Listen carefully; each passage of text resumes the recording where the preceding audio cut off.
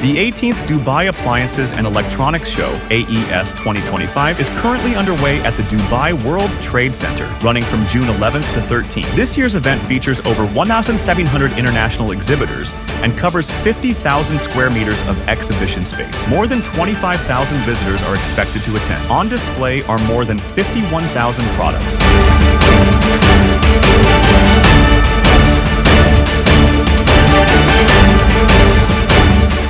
Including smart home devices, beauty electronics, automotive technology, power tools, and more. Organized by MiddleEastBulletin, a leading exhibition company, AES 2025 focuses on innovation, sustainability, and global trade. A key highlight is the matchmaking program connecting major Middle Eastern buyers, such as Lulu and Nesto, with top Chinese manufacturers. The event also provides translation support, VIP services, and expert-led business guidance.